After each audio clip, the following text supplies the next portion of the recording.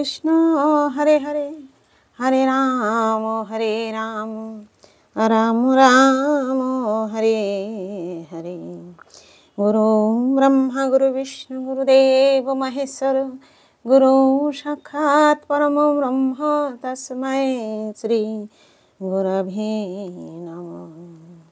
अखण्डमण्डलाकारं व्यक्तं येन चराचरं तात्मदं दर्शितं येन तस्मै श्री गुरवे नमः। अज्ञानं तिमिरन्धस्य ज्ञानाञ्जनं शलाकां चक्षुरुन्मीलितं येन तस्मै श्री गुरवे नमः।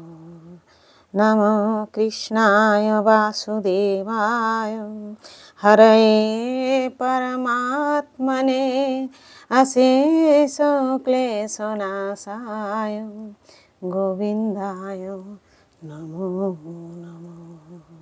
जय गुरुदेव, जय राधे जय राधे जय राधे।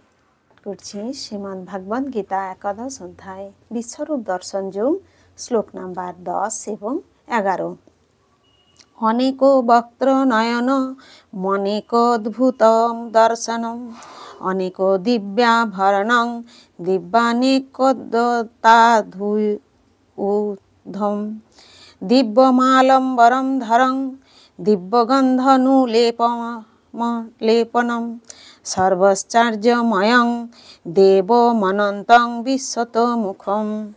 অনেক অনেক বক্ত্র মানে মুখ, নয়ন মানে নেত্র, অনেক অনেক অদ্ভুত অদ্ভুত দর্শনম দর্শনীয় বস্তু, অনেক অনেক দিব্য মানে দিব্য, আভরণম অলঙ্কার, দিব্য মানে দিব্য, অনেক মানে অনেক, উদ্যত মানে উদ্যত, আয়ুধম মানে অস্ত্রসমূহ, দিব্য মানে দিব্য, মাল্য মানে মালা, অম্বর মানে অম্বরধরম মানে বস্ত্র শোভিত, দিব্য মানে দিব্য, গন্ধ মানে গন্ধ, অনুলেপম অনুলিপ্ত, সর্ব মানে সমস্ত, আশ্চর্যময়ম আশ্চর্যজনক, দেবম দ্যুতিময়, অনন্তম অন্তহীন, বিশ্বতমুখম সর্বত্র পরিব্যাপ্ত।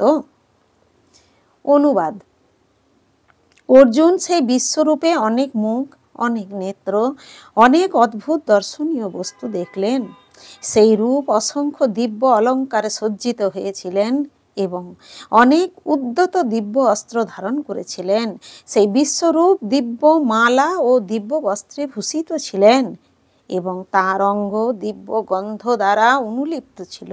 সবই ছিল অত্যন্ত আশ্চর্যজনক, জ্যোতির্ময়, অনন্ত ও সর্বব্যাপী। এই শ্লোক দুটিতে অনেক শব্দটির বারবার ব্যবহারের মাধ্যমে এটি সূচিত করে যে অর্জুনের দ্বারা দৃষ্ট হস্ত, পদ, মুখ এবং অন্যান্য প্রকাশের কোনো সীমা ছিল না। ভগবানের এই প্রকাশগুলি সারা ব্রহ্মাণ্ড জুড়ে পরিব্যাপ্ত ছিল, কিন্তু ভগবানের কৃপায় অর্জুন এক জায়গায় বসে সেগুলি সবই দর্শন করতে পেরেছিলেন। শ্রীকৃষ্ণের অচিন্ত শক্তির প্রভাবে সেটি সম্ভব হয়েছিল। হরে কৃষ্ণ কৃষ্ণ কৃষ্ণ হরে হরে হরে রাম রাম রাম হরে হরে। জয় গুরুদেব, জয় রাধে জয় রাধে জয় রাধে।